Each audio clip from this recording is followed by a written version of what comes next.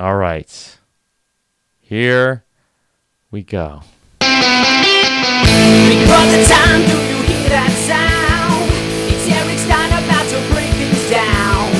Watching the show for us 3 times a week. Instilling truth on RHAP. Your house guests better watch your mouth. Cause Stein knows when your game's heading south. He's got the gift of gab and knows what to say. When you are ready, Bob, yeah, take it away.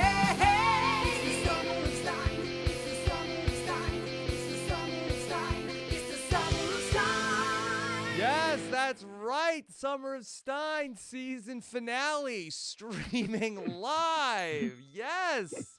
Yes. Oh, We're back, baby. we're back, Eric, and here we are. We are back on YouTube, back streaming here today for one last time in the Summer of Stein. Eric, how are you? Well, they said I have a face for podcasting, and it's back. Yes. It's back. I'm feeling good. I'm excited to be live. There is just so much garbage for us to make fun of, and I'm thrilled, and I'm feeling really positive about it. I'm feeding the positive. I'm going to stay crushing it. I'm feeling this big video energy. You know, I was recently at the live show just 1 week ago, and every single person who approached me said, basically, you guys suck. You guys suck. Why don't you do it every week? Why don't you do it on video anymore? Yeah. Are you not putting in any effort? So first OOFY award of the afternoon here goes to us. 5 oofs for apparently phoning it in this summer. What are you going to do? All right. Well, sorry about that, everybody. We talked about last week the most complained about podcast on the internet, Summer of Stein, but we are back once again. And here we are, Eric, on the Friday before the finale of Big Brother 21. Where did the summer go? It's the most oofiest time of oof the year. Yeah, this flew by. It feels like it was, just days ago that everyone hated the entire cast and the camp comeback debacle. And here we are, and it's over. Mhm. It's over. It's starting to get cool here in New York. Yes, which I know that you famously also do not care for the fall. No, Overrated. or the summer. Yeah. Yeah. Well, I mean, you don't want to set me off. I don't like a persimmon. I hate pumpkin spice. I don't understand the concept of crisp air. That's just air. We need air to breathe. It's the same quality air as it was in the summer and as it will be in the winter. I don't like scenic drives, not much of a fan of foliage. I just don't get the appeal. There are people, it's still 85 degrees outside, walking around in sweaters and Uggs and scarves, and they've turned my Pop-Tarts into pumpkin spice. I mean, come on, guys. This is my main complaint. If everyone loved it so much, why not do it all the time? Great Why point. are we saving it just for now? There are plenty of flavors and experiences we do all year. Well, look, people like to have something to do, Eric. And so the fall gives people an opportunity. Oh, I have to have this drink at this time, have this at this time. So people just want to have like a schedule. I have a household rule, and this is a hard and fast. I had never seen Titanic, but I watched it with my Oh. girlfriend. I have never seen Harry Potter. I watched it with my girlfriend. I will not ever go apple picking. Okay. Never. It's not happening. I don't care how many kids I have. I don't care what circumstances. Some say, no, you're going to find a time. You're going to go apple picking. No, that is just grocery shopping outdoors for $50 for just one item, and you end up with way too many of them. Way too many. What? You're not. That's not an activity. Hey, once upon a time that your friend and mine, Paulie Calafiore, was charged with making apple pies. Oh, it's a baby Dino the dog sighting. Yes, he heard that we're back on camera. He had to say, here, come here, buddy. Oh, no, now he's not into it. He's playing, pretending to be shy now. Yeah, Paulie's been known to make apple pies back in his time, but it's all good. Okay. All good. I'm excited. There has been a lot of disaster going on in this game. Yes. I gotta bake pies for the rest of the summer whenever I hear Zingbot's anthem. Okay. Eric, we have a lot to do today because we're going to talk about the end game here as we saw Cliff put out of his misery last night at the Big Brother Final Four. We have our Final Three set. Wednesday night is going to be the finale, so we can catch up a little bit about that. And then later on in this hour, you and I will begin handing out the hardware. We are going to be handing out the awards for the OOFYest achievement at the first annual OOFY Awards for Big Brother 21. So stay tuned for that. But Eric, a lot has changed in the last week in the Big Brother house since you and I spoke last on Thursday night. Things are really broke against the direction and the desires of Cliff and Nicole this week, and it's all been coming up Jackson and Holly since then. Oof. Let me tell you something. This was painful to watch. All right. I mean, you guys covered it all week long, but I'm going to permit you to compete in a competition that there's absolutely no reason that you wouldn't compete in. Here's a deal for you. It's going to benefit me entirely. It's not going to benefit you at all. But since man to man, we're discussing it, that's cool, right? I'm just going to lay it out there for you. It's been a long time since I felt secondhand embarrassment to the extent I did after he whispers, after they announce the veto results, and he whispers to Nicole, "We're both staying." It's like, what? You're not both staying. You're not both staying. And you know, Cliff was famously named my father before the season ever began. I love seeing him in there. This was not it. This was not it. He did not bring it home here in the end. Now, don't get me wrong. An incredible experience. Lots of highlights, lots of big competitions, wins. Super fun having him in there, but man, oh man, this went badly off the rails. And I know we discussed this point ad nauseum. It's hard to imagine how this could have possibly gone worse if Tommy were still there. Well, I believe way back when, and I think that this is a little prescient, that you said that Cliff was playing Adam Pop game. Yep, and it to a T. He did things time and time again that kept himself safe and enabled the people in power to further anchor and stronghold their power because he made himself a number for them instead of opposing them. And the only way he was ever getting to the end of this game was to completely topple the power structure, which he did not do. He instead installed a different power structure that he was also enabling and at the bottom of. And he was never going to be able to win his way to the end. He was going to be a big jury threat no matter what. And he got Adams. It was a very similar game. And everyone hated Adams' game. Let's be clear about this. Everyone thought, Adam will tell you to this day that he did what he needed to do to survive and that he did better than all the other newbies. The other four newbies went out first. So Cliff is going to have that to hang on. But the goal of the game is not to just last. It is to potentially win. And I do feel like there were some moves along the way that gave him less of an opportunity to do so. I mean, going back to just because last Thursday, this was all sort of new to us, and then we saw so much more of it on Sunday and Wednesday.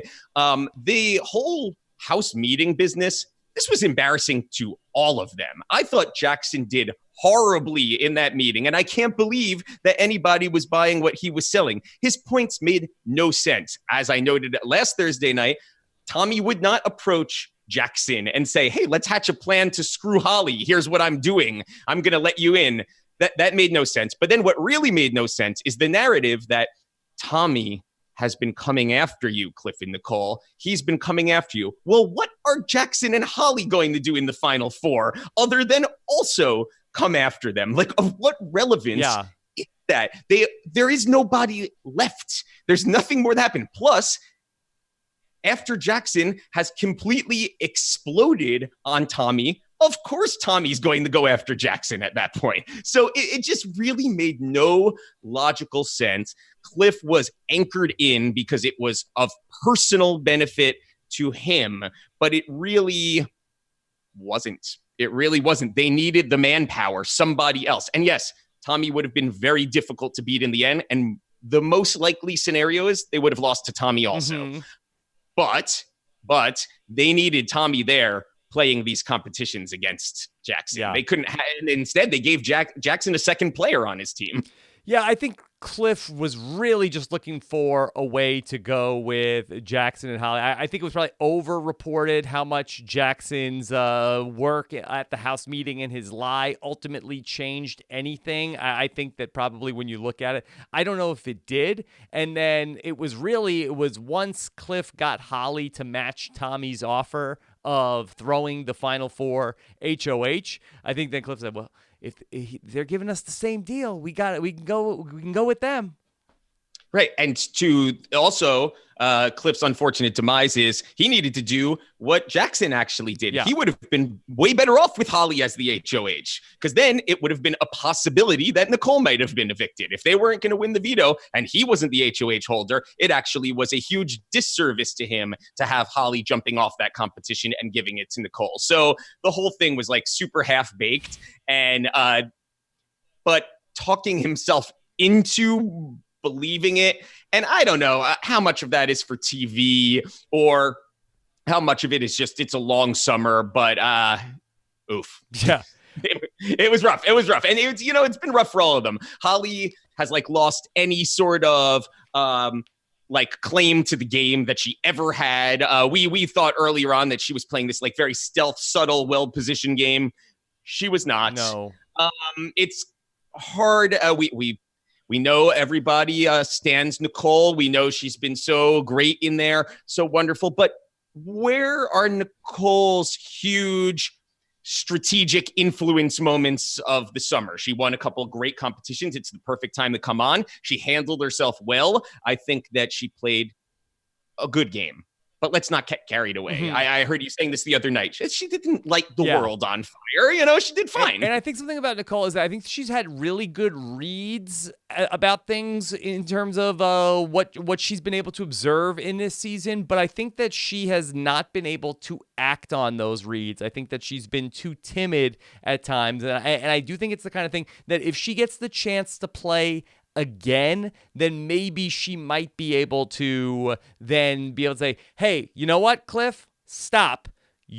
I'm right. You're wrong. We're going my way. Okay, Cliff, that I know I'm not following you down off. I'm not going to ride shotgun as we Thelma and Louise this thing into the right. Yeah, into for sure. the abyss. No. But it is, though, a social game, and she never had the capital or numbers to enact these plans. So she could have told, Cliff these things, but she really just was without the army, which of course puts her in a great position as the underdog and a popular position, but it's not a good game position. And as for Jackson, there have been people on every season that could win 10 competitions. You know what happens to those players on seasons that have actually good players? They go home. So that way they can't win 10 competitions. So yes, they're normally known as Nick Starcevic, Nick Uhas, somebody, maybe Jeremy Maguire. I mean, these douchebags are in every single house. They just go home in week 3 because someone like Andy or someone like Derek or someone like myself sends them home before this happens. And the fact that they all sat there and allowed this to happen, I think is an indictment of the overall house play. I fall where you fell. Heard you talking about this the other night. The collective gameplay this season was horrific. They evicted the wrong person almost every single week. They went after their own allies. They broke up alliances to a fault in illogical ways. They trusted the wrong people. It seemed like nary a plan ever actually went as intended or the way that would have been like the path of least resistance. It seemed like they all made everything harder for themselves. Even look at Jackson. Instead of evicting Sis and Jess, he could have evicted Christy and Tommy and been playing endgame competitions against Sis and Jess. Mm-hmm. Like, it's just, to me, it's an oof for everyone. For everybody. It's a complete oof. And yes, they've had their moments, but I'm sorry, you start going back through the jury and looking at Nick and Sis and Kat and Jack and Jess. I mean, so many terrible, terrible Big Brother players. Yeah.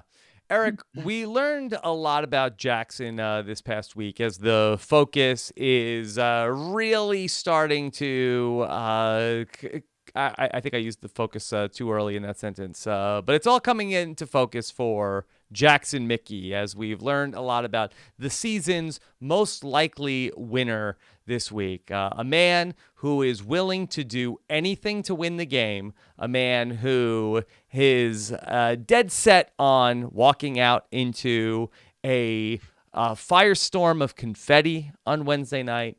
And a man who, above all else, values his mama. I think he's setting up for Blood versus Water Big Brother edition, and it's gonna be a war. It's gonna be the Mickeys, Mama Mickey and Jackson Mickey, and they'll be taking on none other than Frankie and Mommy. Oh, yeah. That would be. I was here. Yeah. Yes, we will have Joan and Frankie on one side, and I've been fascinated ever since last Thursday. Now I will say that now for Jackson, I think that he would have a big leg up since he is the only and clearly favorite child. Jackson is. Yes, well, yes, but he also has that little bit of not to throw in the survivor of it all, but he doesn't know where his mama is. It's a "Where's Davy" moment, Yeah. So that could be a problem if she's running amok. They can't get on the same page, Yeah. Let's listen in a little bit back earlier this week when Holly was trying to console Jackson. Oh man, I could use a hug from Mom right now.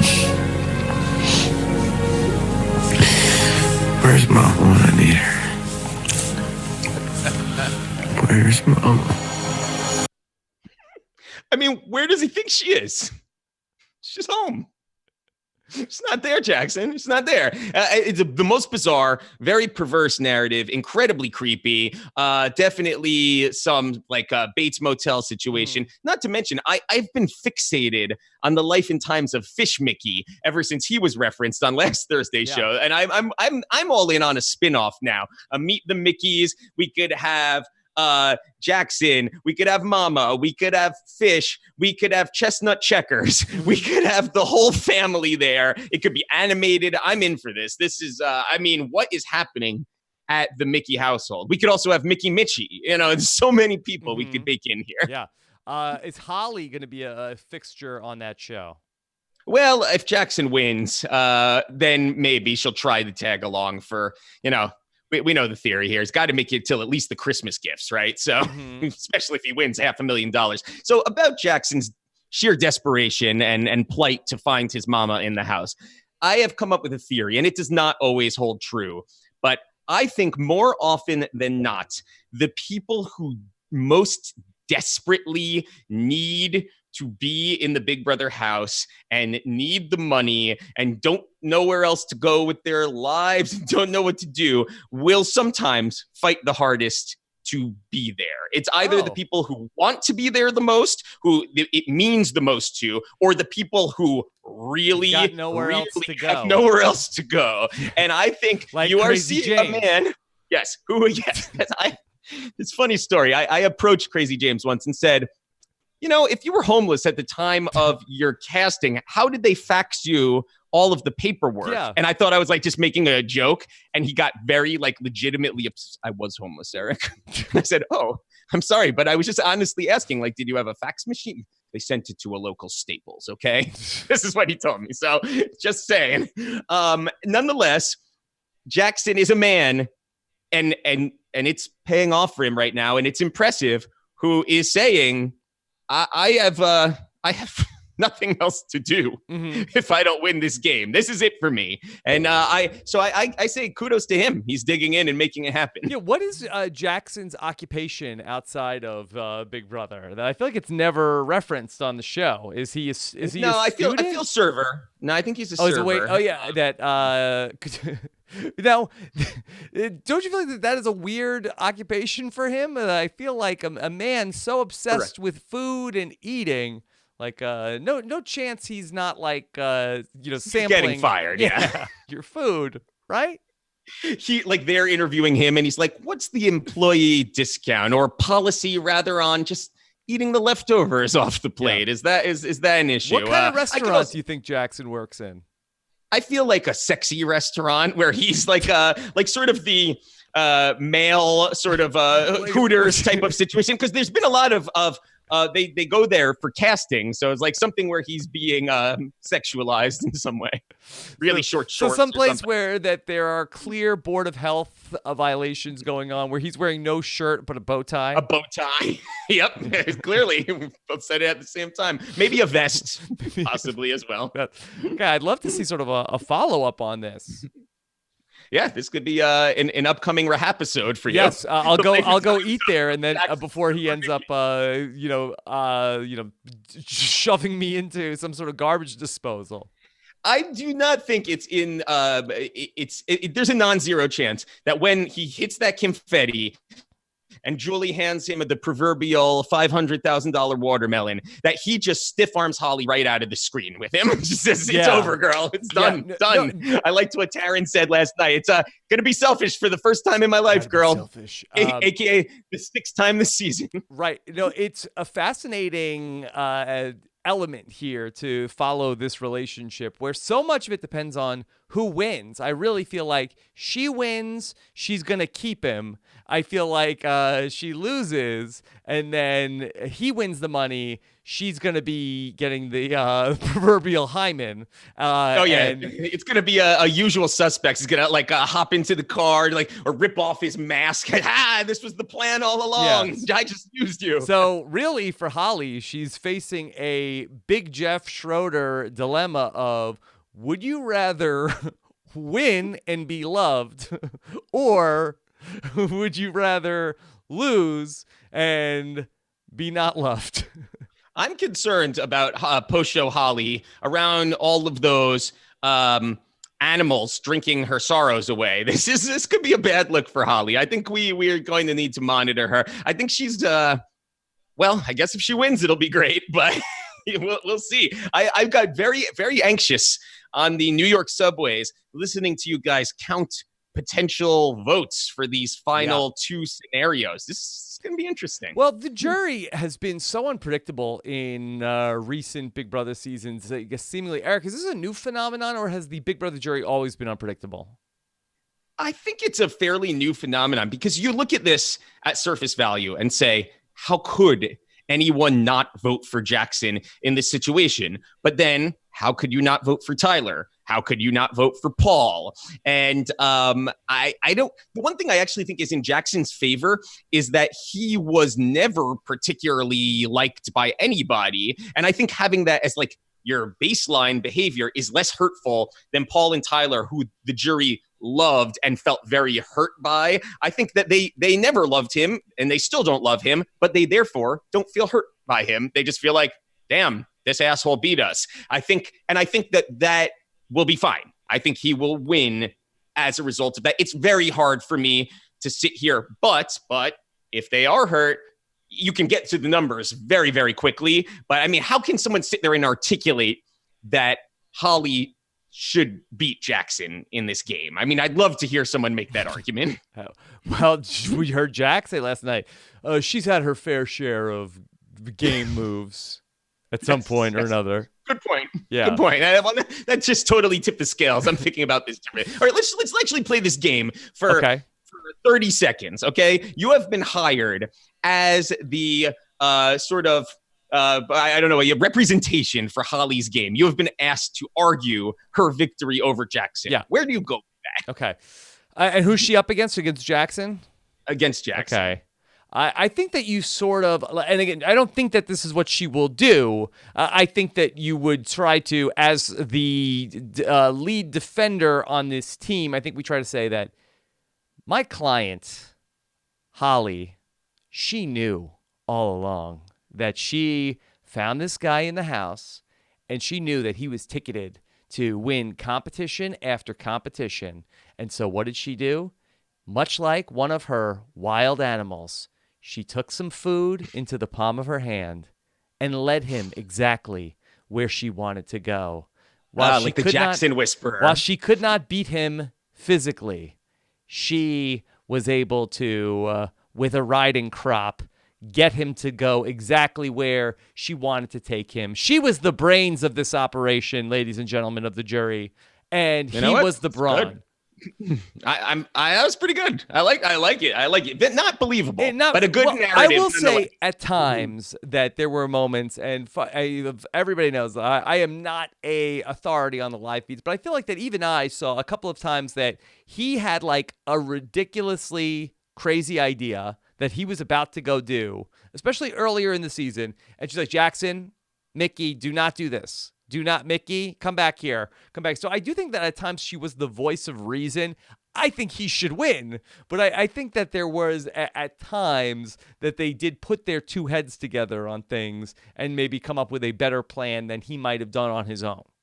I think we discussed it maybe 8 weeks ago, and I said at the time there were only 4 potential winners, and that was Tommy Christie, Jackson, and Holly. And I felt Holly was a potential winner for a really good portion of the game because I assumed her gameplay was intentional. So in that regard, she was always positioned perfectly in the Jackson, Jack, Christie, Tommy situation where she was never going to be the target, but she was always in the majority. It seemed like her word mattered. She was contributing to the group. It was almost similar to that sort of Andy positioning in the game where you are in a good spot, or even Josh Martinez, but it's not all eyes on you. But that's when I thought that she was doing it deliberately, right? And that she was like had chosen to put herself there, but actually she just was there because she was truly a non-entity. Nicole came on and kicked it into another gear. Holly seemed to sort of shrivel up somewhere along the way. So it would be a hard case to argue because she didn't come on strong in the end. She did not influence the game when it really mattered. So, and even her HOHs, she didn't really even get out people that she wanted out or that were like a particular threat to her or anything. So it's going to be tough for her. But her against Nicole, well, she has a lot more friends on the jury. So it could just be as petty as that. Could just be, oh, yeah, I played the game with Holly. I like Holly. Great. Holly wins. The end. Eric, speaking of the jury, we spent a lot of time finding out what's been going on in that jury house and maybe the most OOFY jury house of all time, Eric. We got to see a lot last night. We spent 2 whole segments with them. And while we've had jury houses that probably have had more fighting, this one had a big revelation last night that we found out about another relationship in this very tangled web of Big Brother 21 that Kat has now become the new de facto squeeze of Nick Macaroni. Classic macaroni. That's macaroni and cheese right there is their showman's name.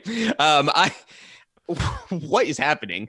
I am so intrigued. He's now got me thinking that I might be attracted to this man because I'm so wowed by the fact that he has this animal magnetism to him that I'm captivated. Yes. Never has a man had less personality, less game. He's a baby. He's, if I'm really being childish and a mean girl, that he has these weird folds in his head where his nose and his forehead touch each other, which is very unnerving. Yeah. He's terrible. So how is he succeeding so well? Eric, so he's got to be the world's most charming, handsome man in person. Eric, just to give it a little sneak preview for this week's Rob and Akiva Need a Podcast, episode number 50, we went back and watched the 2001 Rob Schneider film, The Animals, starring my Survivor colleague, Colleen Haskell. Are you familiar with this film? It's been a while. Yes. I mean, yeah.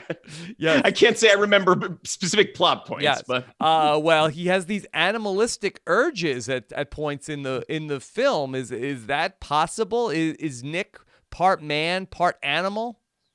I guess he's just giving off that essence. He's the king of the jungle out there, right? He's just there's just something about him that's so not like Luke. So rugged. Yes. And so I did like when he came in the jury house. I'm like, yeah, guys, I got a haircut. I'm feeling good now. Like he's it's all part of his plan all along. And Kat, oof. I mean, where is she going with all of this? I mean, and listen, you can keep their personal lives out of it, but I mean, the amount of people that these guys are tearing through, guys and girls. I mean, right. And I was poo-pooed at the live show when I called it and said this is what was going on behind jury doors. Everyone said, come on, don't be gross, don't be infantile. And I said, oh no, I went to the jury house. Yeah. I lived there. Why did you I get know the shut down narrative for of that? this. I know the narrative of this cast. This is what's happening at the jury house. There's nothing to do there. They're finally giving you alcohol for the first time. And when a man with as much appeal as Nick Macaroni is living with you, you cannot resist this man. Mm-hmm. Right. Because I think that we are going to start to see the application videos for Big Brother from like all of the guys who are, 3s and 4s and 5s is just going to skyrocket, because it's just like if you end up in the jury house, your chances are really good, I guess. I mean, listen, we don't need to look beyond half of the screen of this podcast right now. It's a tale as old as time. You lock people in a house together, enough with change no the other dynamics. At least Kat owned it. It's the Big Brother goggles. There's no other options. In fact, my favorite diary room that I had when I was on the show was, listen, I may be no great shakes here, but the other options are a 44-year-old pervert and an ogre named Zach who's shrekking around this house. So where is there really for my showmans to turn in this case? And I feel, but that's the bizarre part, though, because Nick, there are other places for them to turn. I mean, I guess Jackson's still in the house, but Jack is there. But Jackson with sis. I guess who knew it was on lockdown like that? This is they have nowhere else to go. It's not like she's ever out at the store or anything. She had to get that hat somewhere. But as the world turns here, I'm gonna go out on a even crazier limb and say, in a few months, Jackson and Kat are going to be back together. Wow. Mm-hmm. Okay. And a young Nick Macaroni is not going to be happy, but he never had his chance at Holly yet, so you never know. What do you think the reunion between Nick and Bella is going to be like at the finale? I feel like she's going to come in hot. I think she's going to come in hot. And I feel like he's going to come in like, what? Why are you mad? What did I do? Yo. Yeah.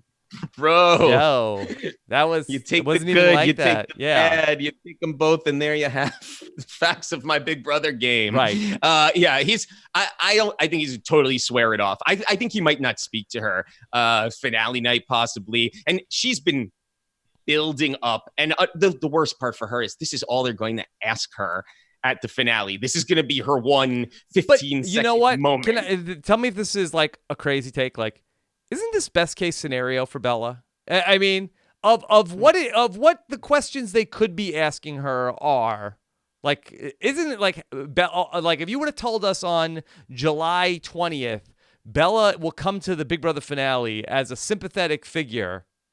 I think you said, I don't think so, Rob. This is good. No, I like where your head's at. This is creative thinking. This is why where you are, Rob. This is excellent because I agree. She was insufferable in the house, and now she's beloved. One of the most hated people, and through no fault of her own.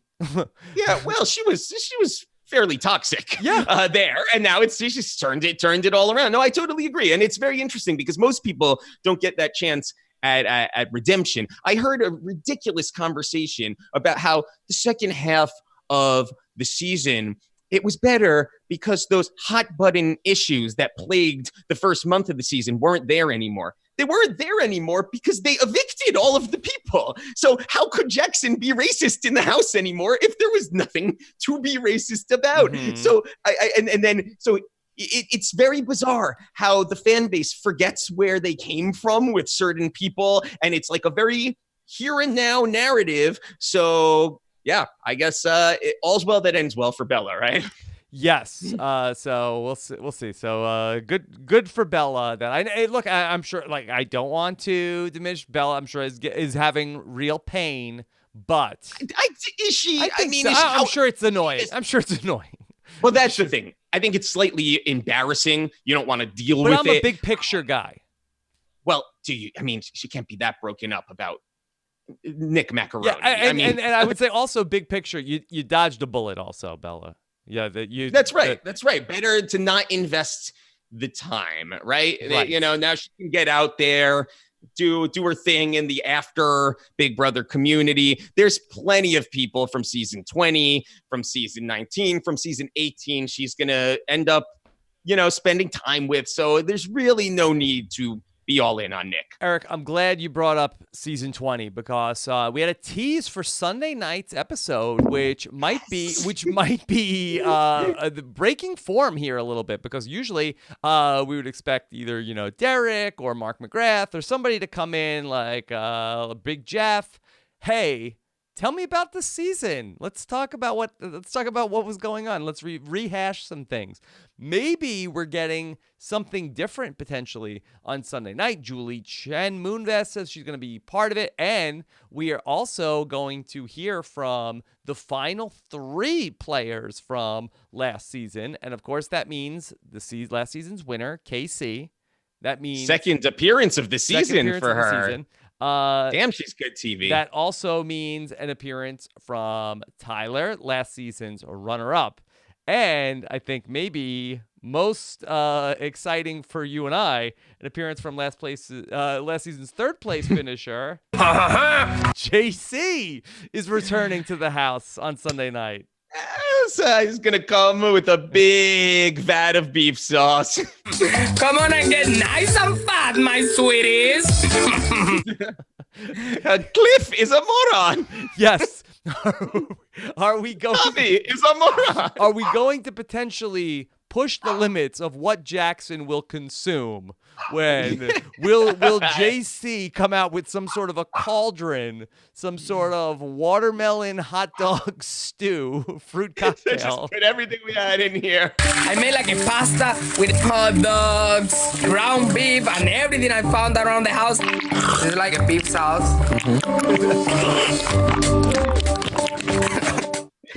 There was a floor shrimp that I got from Celebrity Big Brother. This is delicious. You're the best cook I've ever met since Mama. He starts crying. I hate to have to do this to the beef. Oh man, Jackson and his faux tears have been just awful. But JC, I mean, I was very upset to see recently that the fan base has not warmed up to JC. A man, he sleeps with one stuffed animal before the season. Yeah. He tries to cuddle up with people who don't want to on the feeds, and they really turned on him. JC was by far the best character between the last 2 seasons. Not even close. In fact, I'll go back to 19 as well, probably 18. What more do you want? Look, a character than JC? We like that. The problem with Big Brother is that, you know, upon, you know, closer inspection, you know, there are no heroes. That's what it really comes down to. But on our TV screens, the man was entertaining. I mean, this is, again, goes back to the point of reality TV. Nobody said they're trying to assemble 16 likable people. It's just 16 people. It's a cross-section of the population. So, yeah, he's an unlikable creep, but he was good television. Great. Yes. I'm getting, because we're live today, we're getting requests. Liv in the chat is requesting. Faisal is a moron. I mean, right. Has there been anything better than that in the diary room this entire summer? He was the king of the diary room. Has anyone ever asked Fessy about this? I haven't heard a lot of post-show deep dive interviews. He didn't sit down for 3.5 hours and go week by week through his game. But I've been sincerely curious how he felt to go back and watch the episodes where who he has put his entire trust and faith in just rips him all season long.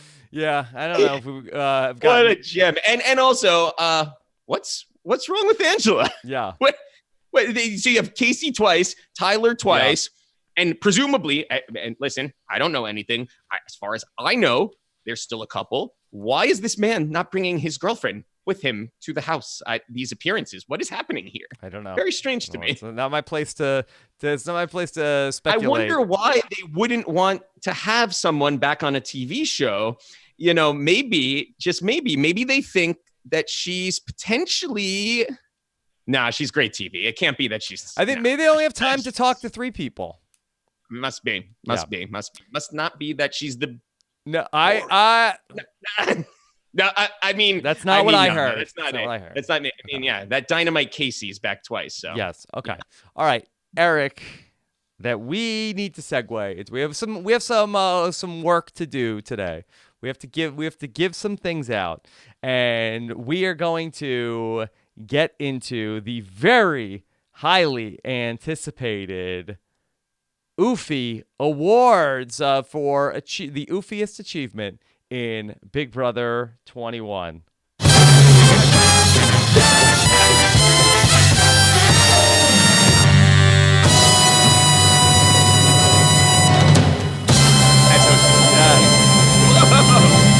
Hosted by Gallagher, no doubt. Yes, hosted by that's actually not the music that Gallagher came out to. Gallagher's exciting music is.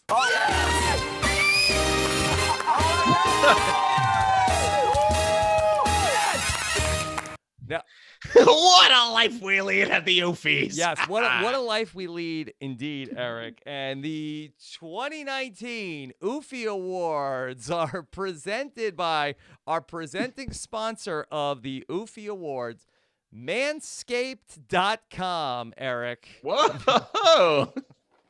Support. This is the first I'm hearing of Manscaped.com. Yeah, This is support for exciting. the Summer of Stein comes from Manscaped, who is #1 in men's below-the-belt grooming. Manscaped offers precision-engineered tools for your family jewels. Eric, that we know that keeping yourself manscaped in the Big Brother house is no small feat, right?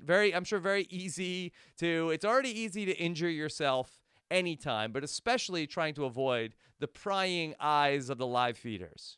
It is actually truly challenging because you can't use an electric situation because you can't be plugging in out in public. You can't bend down too far below the frosted glass. If I had the best tools possible, it would have made things a lot more manageable. Yes, that's why Manscaped has redesigned the electric trimmer, the Lawnmower 2.0. Eric, I have one here. I was not expecting this. Has proprietary skin-safe technology, so this trimmer won't nick macaroni your nuts. Manscaping, Which is a legitimate danger, so that's good. Yeah, I'm sure Nick is an expert manscaper. Can go right into trimming his bangs, man. right after. No, not recommended. Not recommended. Of course, that you wouldn't want to use the same trimmer for your face and hair that you're using on your balls. That is just nasty. Nasty. That's right. That's why Manscaped also has the Crop Preserver, an anti-chafing ball deodorant. Unlike Jackson, who used a traditional deodorant to deodorize. You don't want to do that. And also did some crop dusting as well. Yes. Manscaped.com has everything you need. Check out this device. They call this, this is the Plow also.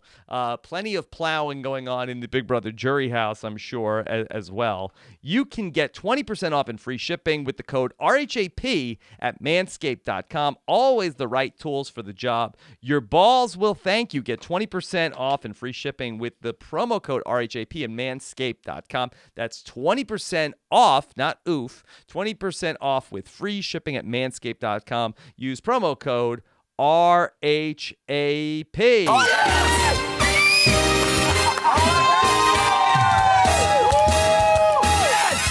All right. Yeah, manscaping.com says no more bowl cuts. Yeah. All right. And look, and when your privates are being seen by as many people as Nick's, you want to make sure that you are doing everything you can to keep everything aesthetically pleasing. Okay. Jeff Probst would have liked that read. A lot of ball work there. Yes. All right. Eric, we have some OOFY awards to hand out, and so many different moments. Why don't we open things up with the OOFY award for the best produce item of the season?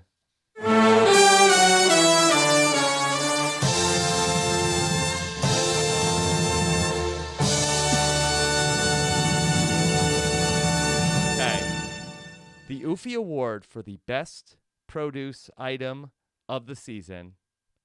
The nominees are, Eric, I'll give you the nominees and you tell us who the winner is and why, okay? Okay. All right, the nominees are Jackson's watermelon that was smashed by Al the Alien. Mm. The That was a tough one. It was a tough one. We know that hurt. the stuffed carrot that was a pillow in the HOH room. Okay. We have the salad from the jury house last night. Did you catch this where there was a salad and Sis remarked, That looks really good. did you see the salad? I thankfully missed that. What about the salad that Cliff tossed before the wife? Hold on. We'll get there. And then finally, we have the bathroom cucumber. Yeah, the bathroom cuke is the head and shoulders winner here. That was a disgusting moment. And since these are the OOFYs, we are not celebrating necessarily the best, only the best of the worst, so to speak. And there has been a lot of bad this summer. This has been the most OOFY cast since easily Big Brother 19. So 1 full year ago. Yeah. But this has been an OOFY bunch nonetheless. But I'm going to have to say, 2 men manhandling, bizarrely sharing, licking, urinating with, not hand washing, and sharing a cucumber in that way together was like nothing I have or ever hope to see again. So Nasty. Yeah. she's not wrong. That was Not wrong. one of her second biggest moment of the season right Second there. biggest moment of the season. Oh, okay. Well, Eric, this is a great transition because to present the next award, it's the award for the oofiest Jess soundbite of the season.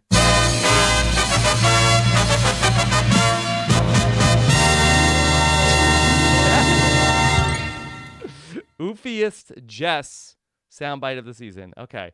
We have our first nominee. People think that I am this like memory, like person. Like I'm not that person. Yep. You know what I mean? Like I suck ass.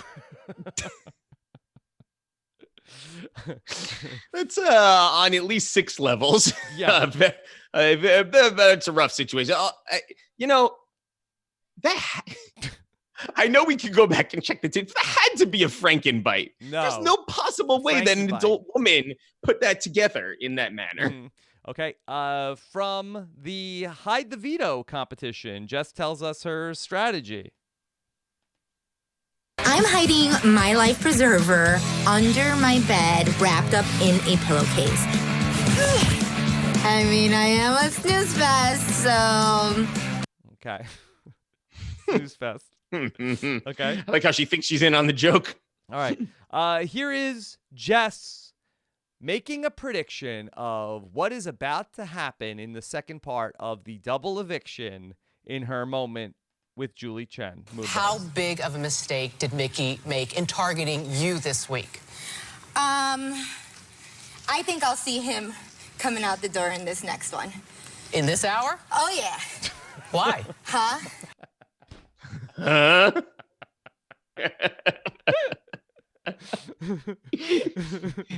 Not a great prediction.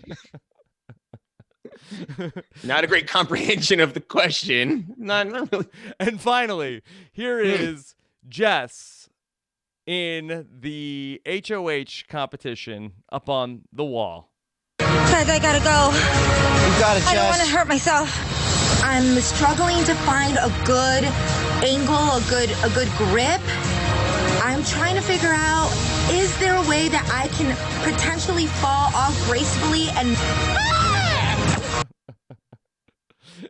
And How rude.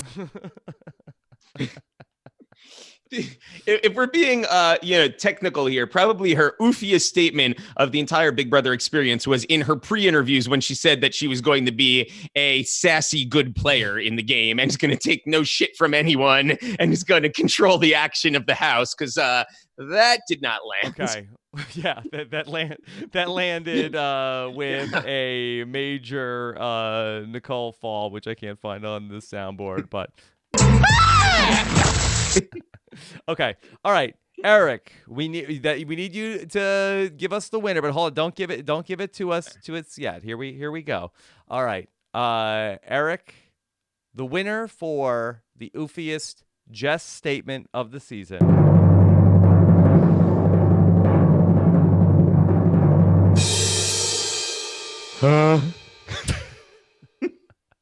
With Julie.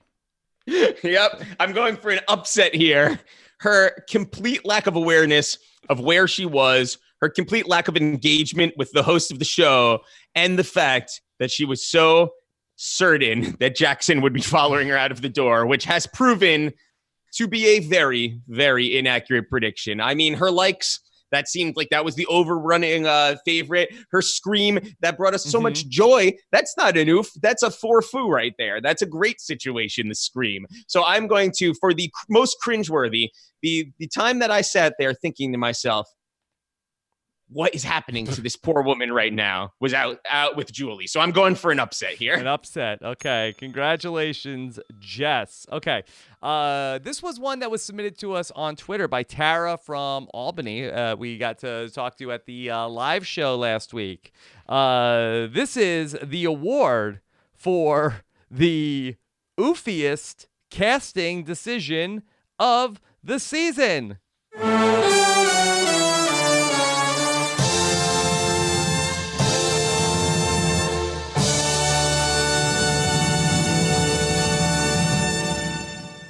Okay. All right. We have... Y'all know each other. Christy and Tommy. We have Holly and Kat. Y'all know each other. We have Sis. We have Jess. And we have Nick.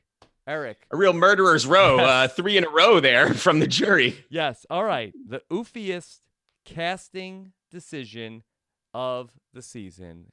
Let's go to Eric Stein.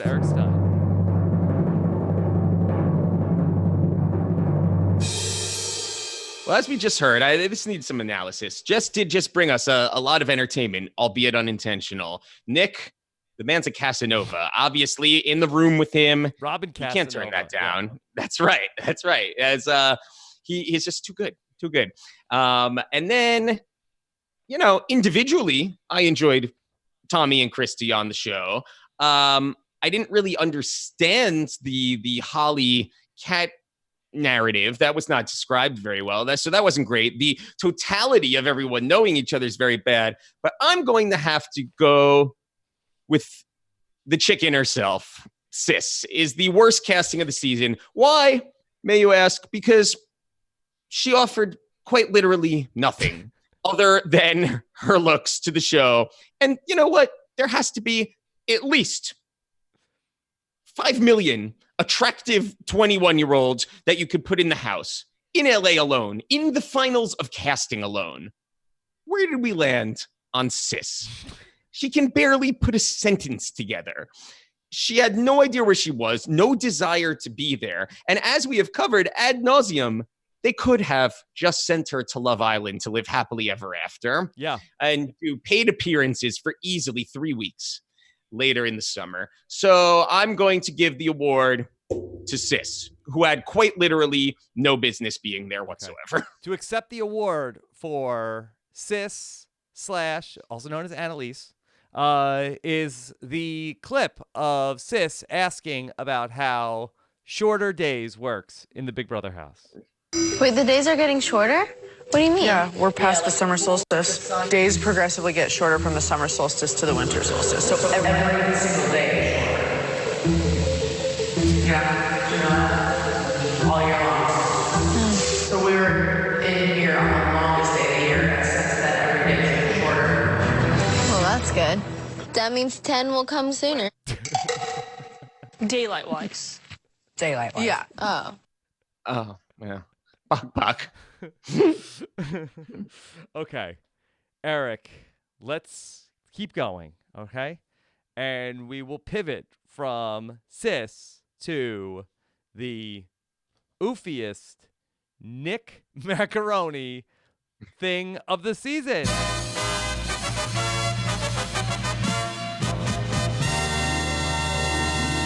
Okay. All right. You only have 45 seconds on the clock, so get ready. Yes, okay. We have an incredible amount of nominations. So let's hold on. And then I'll get your analysis and then we'll get the drum roll. So we'll get this right eventually. All right. The nominees are Nick tells the world he's a 45-second man. Nick. His only true mistake there, as an aside, was to simply speak of it. Doing it. Yeah. You know, listen, it's fine, Macaroni. It had been a couple weeks at that point, but you just didn't need to go and trumpet it out there, you know? That's fine. Okay. Nick flirts with Sis after hooking up with Bella. Interesting. I will say, cringeworthy that he thought that he had a chance with Sis, except I now am of the belief he has a chance with everyone. Everyone. Yeah. Right. So maybe it wasn't that crazy, guys. He was shooting for the stars, you know? Yeah. Nick getting in a jury house showmance with Kat before he can break things off with Bella. Okay. Definitely not his oofiest. Okay. I'd say, you know, from Nick's perspective. Now, I don't know this because he is so damn appealing, but, you know, he's probably not dating, you know, Kat caliber women outside of the Big Brother experience. So he's trying to work with what he's got in a limited time frame. He doesn't have them locked up that much longer, you know? Okay. Nick's Taco Tuesday performance is the nominee. Didn't end well. Didn't end well. Okay. Nick accuses Nicole of making up that she is somebody that suffers from anxiety. Oof. Yeah. Yeah, that was not good. Not good. That was not good. They did hire a fake child as his patient for the opening sequence. You know, the Nick as therapist narrative really did not pan out as we got into the season. Nick's haircut and memory wall photo is the nominee. Not great. Yes. Not great. And Rob, you know as well as anyone, those stick with you. How many times over the last 12 years have I had to ask you to replace my bad memory wall photo on a podcast cover art? I know. Well, there's been different people who make the pictures. I have to let them know, hey, just when you talk to Eric Stein, don't just Google Eric Stein and then use whatever, you know, press photo that comes up like we do with everybody else. Like it's all of it. Need the model shots. Yes. Yeah. And 12 years from now, when you're doing the Summer of Nick, he's going to say the same thing. Yes. And then finally, Nick tells Julie Chen Moonves that he's funny. Hi, since I landed on Haley's comment, it's only right for me to tell you how ravishing you look today. Why, thank you, but I need you to cast your vote, please. I'm funny. I vote to Vic Jack. Oh my God. Is he going to try and get with Haley next? Oh my, this is a... Watch out, Fessy. This is a disaster. Oh my God. First of all, by just stringing these together, you personally have just saved Jess and Nick's presences in the house. They have brought me so much joy. I don't know how I ever questioned how either of them were in this cast. These were some of the most unwitting dummies that have ever been on the show. I mean, this is pure comedy gold. That is a list like very few have assembled. You know, this is oh man, so many options. I mean, several of them actually sent shivers down my spine when you said that. And then we didn't even get into you know, giving people foot jobs they didn't ask for and all other kinds of problems this man was having in there. He was a star of the summer. I'm going to say, well, his haircut was just brutal, and as was really all of these things. But the moments that I felt most disgusted live in the moment was him anointing himself as funny. Yes. That was just brutal. Okay. So Nick is funny. Let's hear it one last time. Because he has given us so many laughs. Hi, since I landed on Haley's comment, it's only right for me to tell you how ravishing you look today. Why, thank you, but I need you to cast your vote, please. I'm funny. I vote to Vic Jack. Part of his genius is that I think that Nick thinks that he was the star of the show. Well, I think he thinks he is dynamite. I think he won he's America's Prankster, so Yes. he is under the impression that, that when he gets out of here, America is like, "Yo, Nick, you got it going on. We've seen all these people that want to get with you. That's why we the like ladies you want me, too." the men want to be me. Yeah. I'd like to see all the guys come in with the Caesar look for the finale. That would be nice. As an this guy thinks that he just killed it. Just is so funny, such a good game player. Oh man. His delusions is really what sells his comedy for me. Yes. Okay. Eric, it's time now for a very important moment here. Are you ready to hand out the OOFY Award for the Lifetime OOF Achievement Award? Are we ready for that? Oh man. Hold there on. are so many people who have come through the pantheon. Yes. Hold on. Brother. So hold on. Now to present the award for the Lifetime OOF Achievement Award, here is America's favorite player, Eric Stein.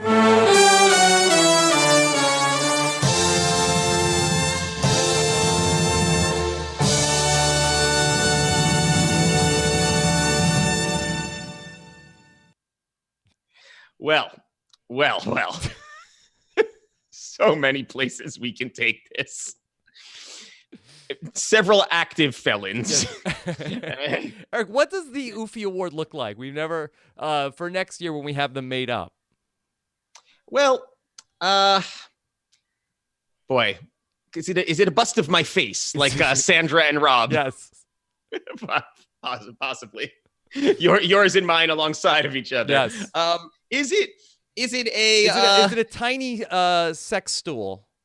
Could a sex stool could be a shattered watermelon, perhaps, with a mallet. It could potentially be a cameo. It could be a cameo we send to all of the winners if you are so fortunate. It could be a stay crush in it, potentially. I don't know. So many ways that we could do this. We're gonna have to get someone to design this for us. Maybe it could be like a little bronze JC. Like with the chef's hat. As long as he himself does not have access to that. Yes. Okay. All right. Yes. This is rough. It's rough. There's some people who come to mind right away. Kathy Stuck in the Honey. One of the all-time great oofs. Yes. Adam Jasinski. Yes. He really oofed it out of the park. There's been some really bad takes on the house. Big Jeff with his not so good take about Dumbledore. Right. That could be an all-time oofer right there. Yes. Oh man, they're just really they're rolling to me. There are several people who went to the Big Brother house and they never mentally left. They're still there. They're still playing the game. They're still in the throes of the drama. I don't feel great about Elena. She feels like she could get an oof. Yeah. She's someone who just never quite stop rolling the proverbial cameras, if you will. There was Whistle Nut. Just ridiculous name. Several people gone but not forgotten. I lived with several unsavory characters. that I could like to forget. Okay. Well, I feel like that we've opened something, and now we should. I don't. Yeah. This is spiraling fast. No, hold on. Let's play the music while you're. Yeah, no, it's like I'm still going with the list, and you're trying to play me Eric off. Stein, everybody. No. And then there was David Gurdon. Chelsea's parents, come on down. Yes, a few CBS lawsuits in there. There was the time that Julie added an extra name. There was who's the announcer who was in the first 6 episodes and never came back? The guy who took the tour on Big Brother 1. The announcer. Remember we found out. Oh yeah. Could that be him? Could it be Well, that's wild. Okay, Eric, let's get back to. It's Pauly. Okay. It's Pauly. It's Pauly. Yeah, okay. The next OOFY award goes to the oofiest part of the Summer of Stein here in Big Brother 21. The oofiest part of the Big Brother Summer of Stein.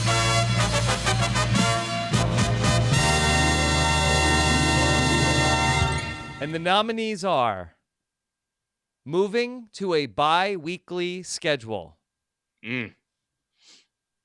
audio only and no video, and finally, no new material since Big Brother 20. I have they're all 5 oofs. Let's not forget phoned in effort from Eric. Didn't see any great video openings from me this time around. There was probably should have booked Pauly and JC as guests this summer. That's felt like really low hanging fruit. Didn't really bother with those phone calls. Scared on the Pauly. Yeah. Okay. Rightfully so. But I do have a write-in. A write-in, yes. A write-in winner. A write-in winner. Okay, hold on. And it is something that was most asked for. Last Thursday, I did not know that this was such a popular element of the Summer of Stein. So here live to accept the award for the oofiest moment of the Summer of Stein, it is the lack of presence of none other than Baby Dino the dog. Fresh off a nap. Yeah. Let's give some hot takes from Baby Dino. Oh, he's scared for his life right now. He doesn't know what's happening. Okay. Oh, hey, buddy. All right. Congratulations, yes. Baby Dino the dog. You have a speech? Nothing? No acceptance speech. Okay. He doesn't seem to want to get off me now either. It's just rough. Yeah, wow. Yeah, it's like a real Nick situation. Okay. All right. Eric, we have one final OOFY award to give away. And that OOFY award goes to the oofiest confessional of the season from Cliff Hogg.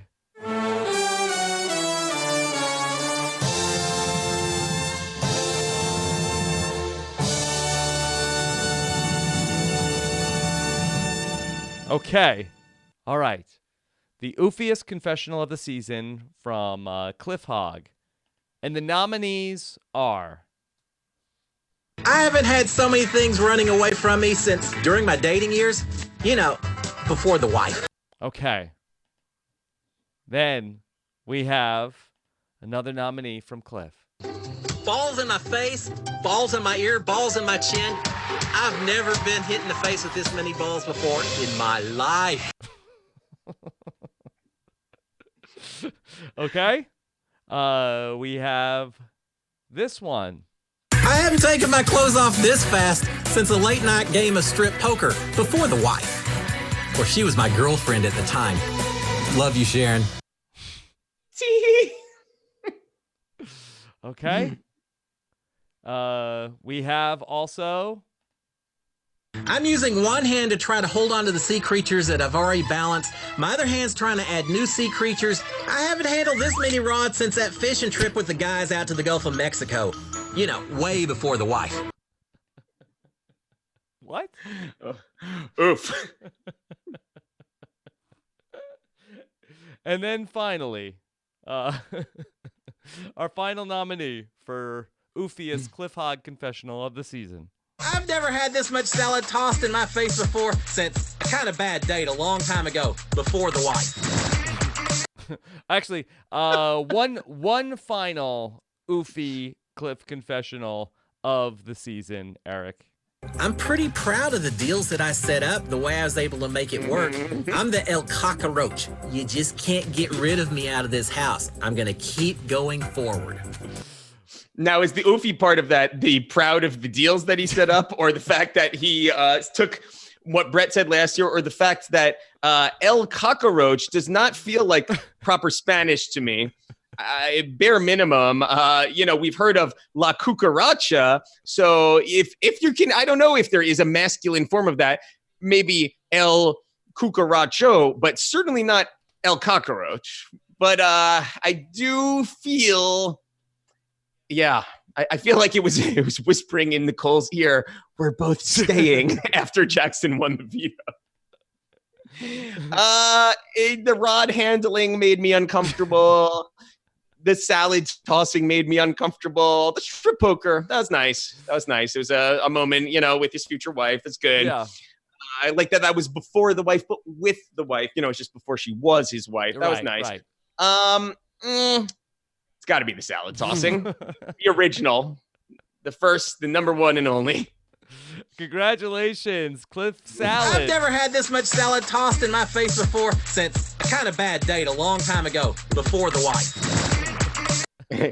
And then sis. That looks really good. Eric, it was the saddest salad that you've ever seen. It was just like a bowl with like lettuce, and then I think Jack put some olives on it. And that's exactly that's perfect observation for sis. That's exactly her level of contribution to the season. Yeah. All right. I bet I would virtually guarantee that sis loves the fall. Just loves it. Loves everything about it. And those, Eric, are the 2019 OOFY Awards. Yes. Okay. I didn't say those things. This is killing me. This is just the tip of the oofberg.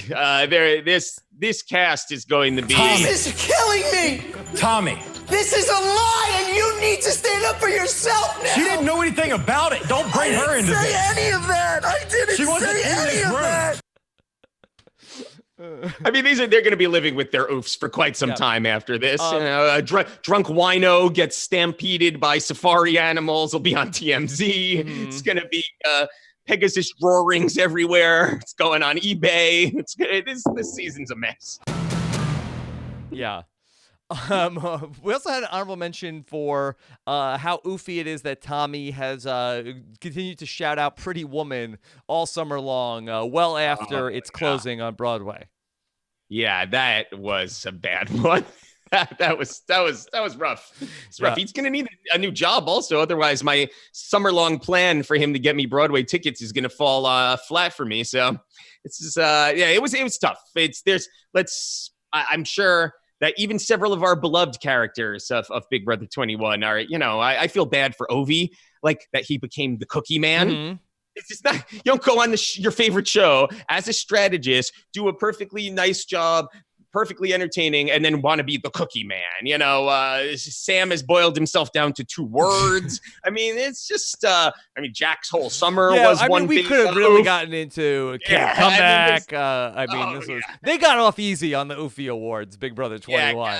Kat left a trail of oofs just behind her. It's tough. Okay. It's tough. Eric, one of the things that we were asked to comment about this week, I'm not really sure if anybody asked, but Saved by the Bell, a favorite of yours and mine, has come back, and much like any intellectual property worth a nickel, is due for a reboot on the upcoming NBC streaming service. And so that a little bit is known about it. Eric, do you understand the concept for the upcoming Saved by the Bell reboot? And this, by the way, has nothing to do with Big Brother. So you could skip ahead. Very, very barely. I know Zach is now some sort of elected official or politician of some sort, which in and of itself feels off the mark for the social media world of 2019. You would think several of his past indiscretions might have come back up and tarnished his campaign potentially, but I know he's in the political realm. I know there is a redistricting going on, and in the most antiquated plot point that I've ever heard described, it sounds like they are sending some, quote, I think, no joke, the log line I read said, some kids from the wrong side of the tracks will come to Bayside and mix it up there. Yeah. What the hell does that mean? Well, this is really crazy where then in this world of the new Saved by the Bell reboot, Zach Morris is supposedly governor of California, but also Mark Paul Gosselaar has not been approached to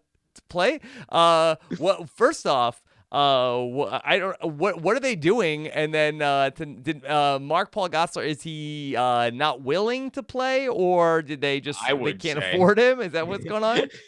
Also, very, very, very, very, very confusing. They said that was kind of though like on some of the later 90210 seasons, they did these narratives with Shannon Doherty's character without her being there, and like she was still in the storyline. Okay. It's always very awkward. I also don't like,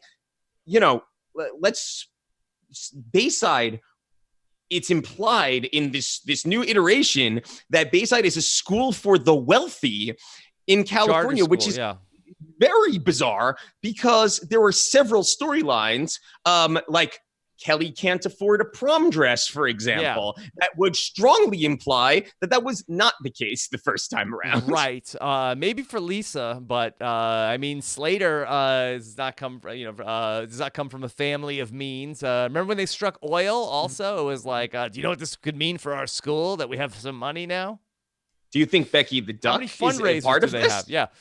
Now, so in the plot line, even though there's no Mark Paul Gosselaar, Zach Morris is California's controversial new governor. Now, Eric, do you think even in 2019, wouldn't Zach Morris be the most corrupt politician that the world has ever seen? Like, I feel like this is a very dark timeline where Zach Morris has risen in the political rank. Like, Zach Morris should not be a city councilman, let alone the governor of I believe, the state with the biggest economy in the 50 states. I mean, he does have a lot of good schemes, though, through the years that we did see him hatch. Maybe he's still able to call timeouts and he's able to work through problems, and also at the end of 30 minutes, his problems always resolve themselves. So I do think, actually, he might be a pretty decent option. I'm going to go against you there. I think what we need to do right now is a little bit of an impromptu draft. Who is going to show up as the principal of Bayside High? I think I say who would be the best elected official from the Bayside crew. I don't know. I feel like that's what could be Kevin the Robot. Yeah, possibly would be nice. Yeah. So all right. So who is going to be the principal of Bayside High School? Well, it's low-hanging fruit. It's got to be a cameo. It's got to be someone from the old guard. Ox. The question is it one of the heavy hitters or are they getting like Tory out here? Yeah. I don't know who would do it. Well, I think it's safe to say they're not touching Dustin Diamond and Lark Voorhees with the 10-foot ball. Why not Lark Voorhees? What happened to her? Mentally checked out. I was going to say, I think she's the only person that I think they could get. No, I think they could get her. I don't think that they can. Yeah. Well, what do you think? Get her. What do you think? Right. It's not gonna be Tiffany Amber Thiessen. I mean, I don't know. I haven't been karaokeing in California recently. Rod Belding. Is it Rod? Rod's going to let them down. They can't use Rod. Is it possible that the bopper himself, Richard Belding, might be back at school? I would think that maybe we have like a Belding descendant as the principal, like maybe like Mr. Belding's daughter. But I don't think that, I mean, I don't think that Dennis Haskins is ready for HD world. I not so long ago pitched him as a potential talent on a show, and I got some pretty favorable reactions because most of the executives are roughly in our relative age bracket, you know, so they have the nostalgia feels for, I don't know, could be like, who are like, could it be Max, for example? Could it be Casey Kasem, possibly? Here I am back at Bayside High School, and we're bringing back the radio station, and we're going to be podcasting. Let's all do the spring. Let's do the spring. Eric, do you see also there's going to do a Punky Brewster reboot? Yeah, this is not good. This is not good. Nobody wants that. And truly, no one wants the Saved by the Bell one either. I have a, you know, the nostalgia reboot. It's gone totally over the moon here, but they try and bring this stuff back every 25 years or so that way the parents will force it upon their children. But the problem is they had the college years. They had the new class. They had the new class. This is not like something that totally went away. I don't know if you happen to see any of the 90210 reboot, but it was hot garbage. So, you know, you have to be the diehard of all diehards. And as soon as this was announced, and I am not kidding, I am not pandering to you, my number one immediate reaction was, oh, God, I'm going to have to watch these and podcast about them. That was the first thing. Well, we'll do a short one. Right. But I love Saved by the Bell. So if I'm not excited about it, how could anybody possibly be? Yeah. And also, so they say that Slater and Jesse are parents in the school district, right? Do we think that they are a couple, or do we think that are they just like, are we just hearing about all the characters and we can't get them, or are they going to recast them? I don't know. Like a Fuller House issue where they're going to like come in for like, be like a cameo. I think worst of all, I think the adults are going to be featured in this instance. So we're going to get like the full adult storylines of, you know, Jesse fighting at the parent-teacher organization meeting and stuff like that, which just sounds really horrible. Yeah. Looks like since we've been on, Patriots are releasing Antonio Brown. What are your instant reaction, Eric? Oof. For signing him. Hey, they got one touchdown out of it, right? Are you giving the Jets a chance now? No Antonio Brown. Oh, yes. They're right back in it. With the Dolphins' third and fourth stringers from last season. How could it all go wrong? Okay. All right. Eric, anything else that you want to touch on here for Big Brother 21? Who's the winner? Jackson. Jackson's the winner of Big Brother 21. Dino agrees. He agrees. He does like watermelon, and he's losing his composure. This is a new thing. You see, this is why we couldn't have gone videos. This new thing. Last year he left us alone, and now he's totally lost his mind. He letting himself be heard. Okay. Yeah. Jackson's going to be the winner. It was an okay season. I didn't particularly care for it. It was fine. The gameplay wasn't great. There was not a lot of hugely standout characters. But I will say, and this is genuine for 1 second, is that we were at the live show last Thursday. It was really nice. There was a lot of people there who told me that it was their first live show. It was a lot of people there who told me that they made their closest friends in life through this community. And I know that we don't normally get like Saccharin on the Summer of Stein, and we don't normally, but I wanted to say that you really should be proud and excited of all of this. And for people who have not been out to these, if you have an opportunity to come out in your city, because the number of people who came and said, hey, I used to watch this stuff by myself alone in my house. Yeah. And now I'm out here and I'm discussing this. And to hear people laugh at the episode, it reminded me, hey, I don't actually hate this show. Look, people are laughing. People are clapping. People are into this. It's a lot of fun to get in the mix. And that's what I loved about Summer of Stein, and still do, is that it gives us a chance to just kick it around amongst friends over a show that we all love. It drives us all insane as well. We are so deep down this spiraling wormhole every single summer, and it's just an outlet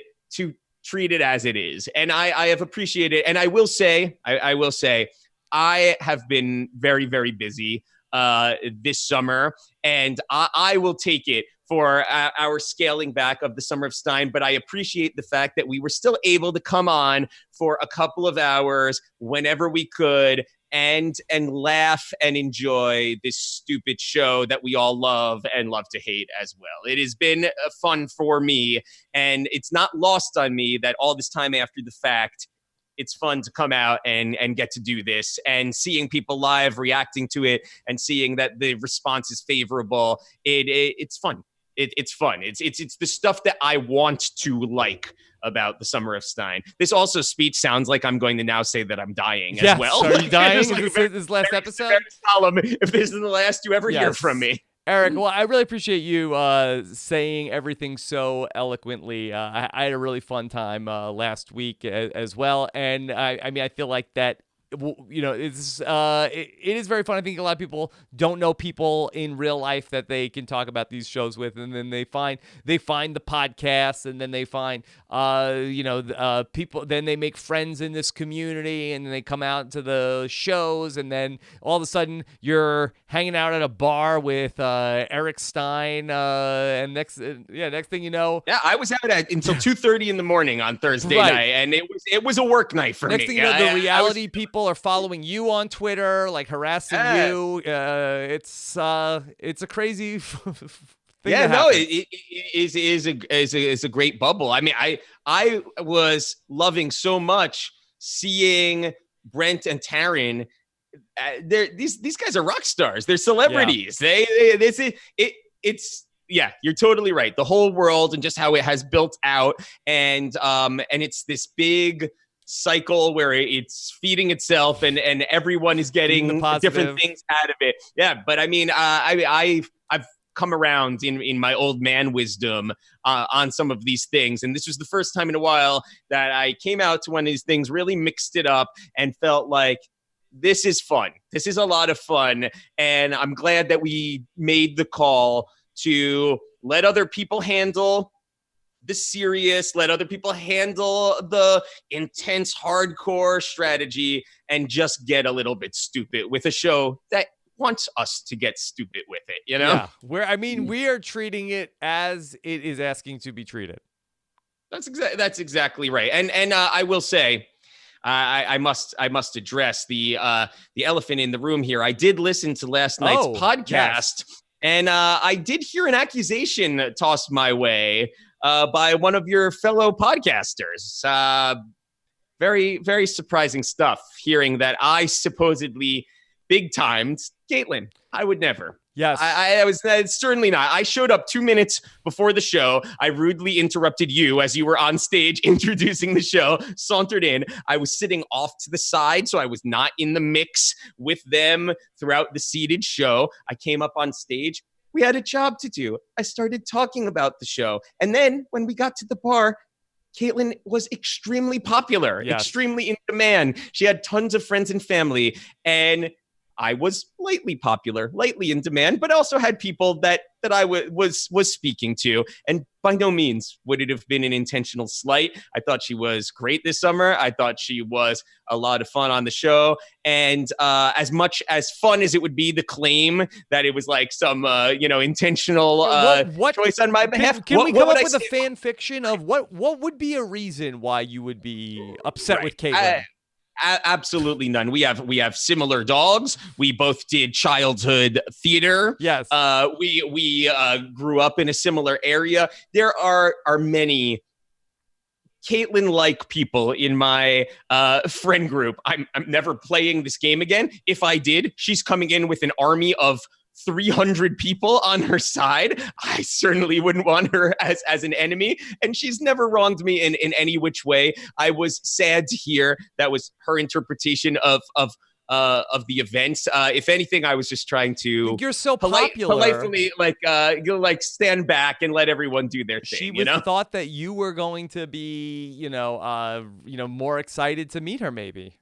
I am not big enough to big time anyone. But it's just not a possibility, and not who I am. So I extend a sincere, not an apology because I did nothing wrong, but a sincere sorry for the miscommunication situation here, because that was by no means anything that I was trying to do. And I'm sure that if the occasion comes for us to cross paths again, we will be the dearest of friends. We'll possibly replace you, Rob, and become co-hosts ourselves. Okay. All right. Eric, you can find him on Twitter. He's at Eric Stein Tweets. And yeah, this is where I normally just kind of stop down for a while. Will we talk during the Survivor season? Will you make some time for me to talk, or do you reserve that for the B&B? Nope, I'm ready. I'm ready for whoever wants me for Survivor. I'm excited. I'm refueled. You may not actually know this. I'm a big Diaz Twine stan. Oh. I really am. I have think it's Deep Space Nine.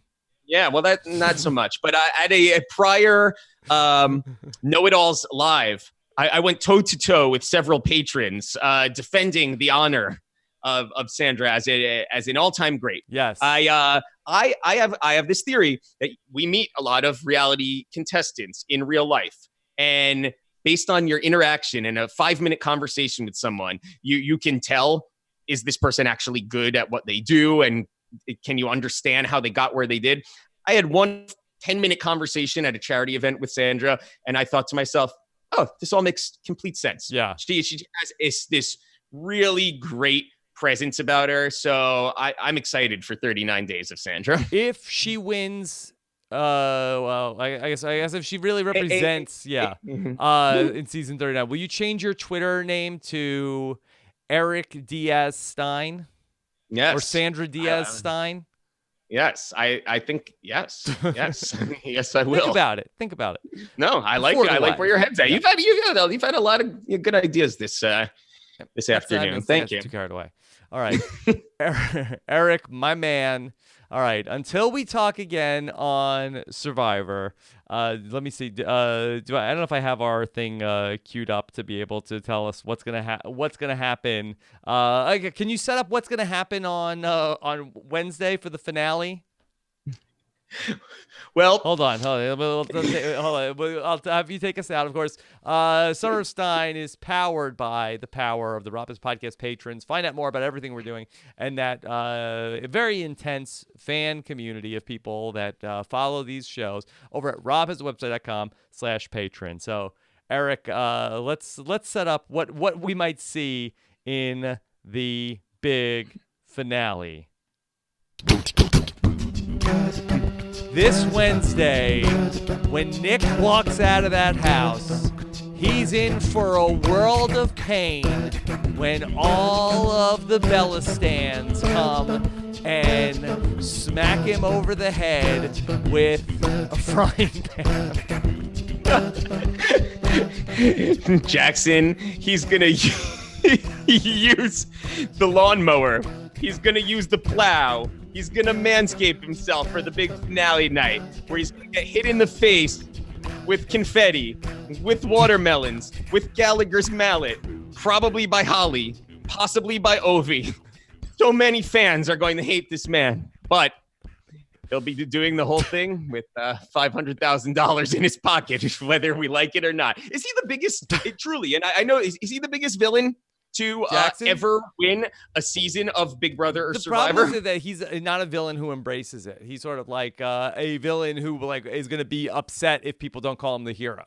So those are really the worst villains, where like the Dr. Wills, like you root for the person, like the villain who owns being a villain, but it's not rootable. The villain who thinks that they're the hero of the story. Yeah, the disingenuous, the fake tears. This is he really took the Paul BB19 trajectory, minus the Colts, but definitely all of the flaws in why he was less popular that time around. I can only imagine if he played a second time. Yeah.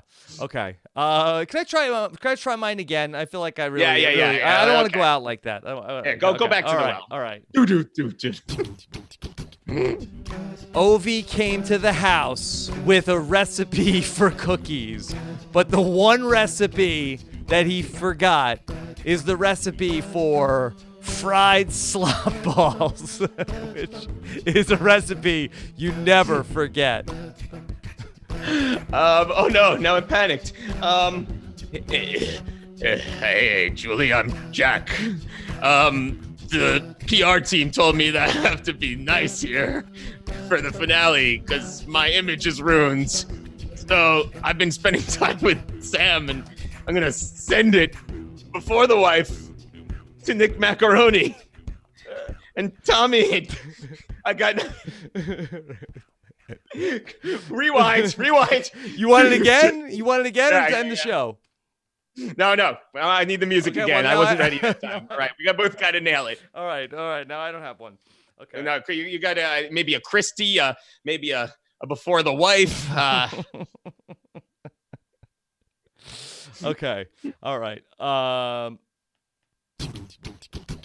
This Sunday night, JC is coming back to the Big Brother house, and he's going to be feeding everybody a recipe they never expected. Fried slop balls. Get nice and fat, my sweeties. I actually don't have another one. I'm like something to do with birds, manifesting, something to do with the fact that Kemi had no idea who I was last Thursday. I got nothing. Gotta end it. The summer's over. Summer Stein's over. Yeah.